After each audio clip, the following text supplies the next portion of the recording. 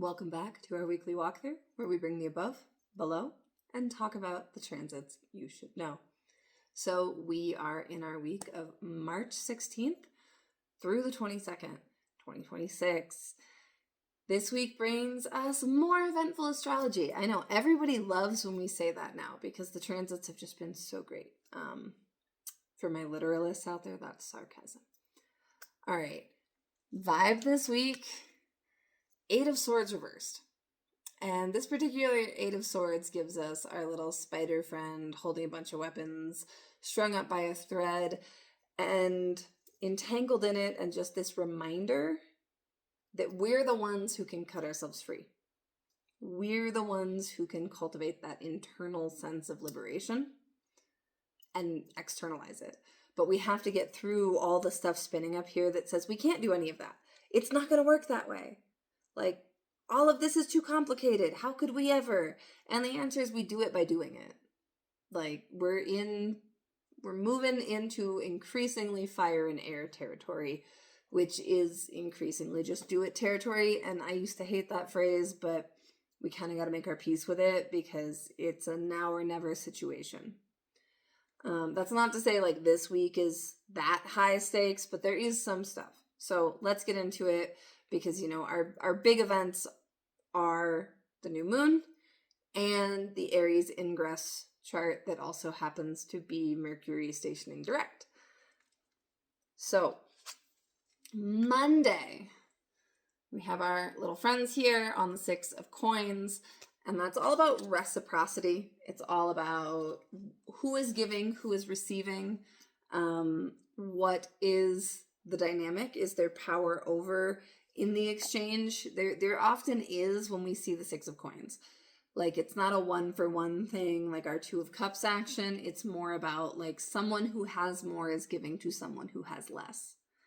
So transit-wise, we're looking at the Aquarius moon sextile Aries Chiron and squaring Uranus before dropping into Pisces. Interestingly, we have a callback to the Aquarius eclipse with this new moon, or not new moon, sorry, this moon hitting 28 degrees of Aquarius when it squares Uranus, because that is the degree of the eclipse on February 17th. So we may see some of that reactivated in a kind of crunchy and unexpected way. Look to the usual headlines in that regard. I want you, if you do have something to give, and you're given the opportunity to do it and it's not going to harm you, I want you to consider it on Monday. Like, are there people who need it more? And if you can't give, is there a way that you can let yourself receive without judgment? We jump over into Tuesday and our Pisces moon hits the North Node and then Mercury. And then Mercury, like a couple hours after that, conjuncts the North Node. And so this is, again, an activation of that eclipse signature of insight. This can also be over-communicating and, like, communicating too much in a way that is dysfunctional and causes more problems because we're still dealing with a fallen retrograde Mercury. It's also Mars Day, and the moon will hit Mars after that before trining Jupiter. So it feels like an emotionally wet and frustrating conversation, possibly, or just going too deep into emotional topics that we haven't fully processed. So it's kind of a save it for the journal day, especially because our card is the Hole reversed. And the Hole is about that gnawing hunger that something is missing, which is a very nodal energy, a very eclipse energy.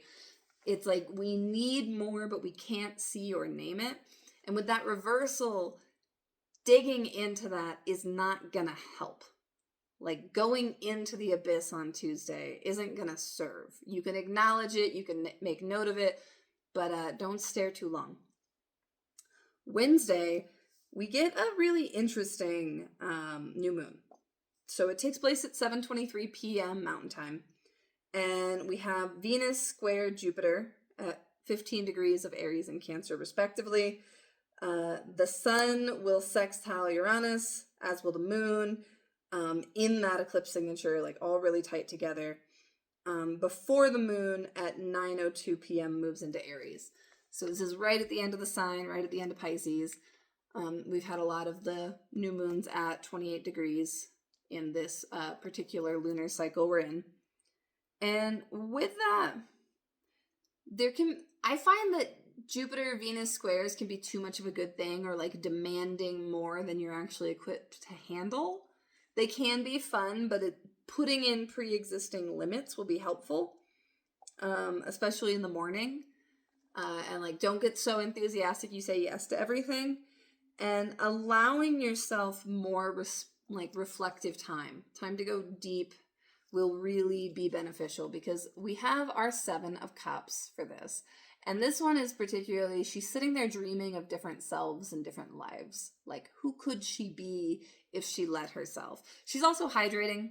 And, you know, I'm basic when it comes to lunations and water. Hydrate. Take care of your body. Keep it simple. We jump over into Thursday, and that Aries moon, as all Aries transits will for a while, immediately hits Neptune, then Saturn, sextiles Pluto and Aquarius, and then right before midnight, so for some of you this is going to be Friday, we get a square to Jupiter in Cancer. And the vibe of Thursday is one of my favorite versions of the Death card. This is the Death Motel. And it's stay for a good time, not a long time.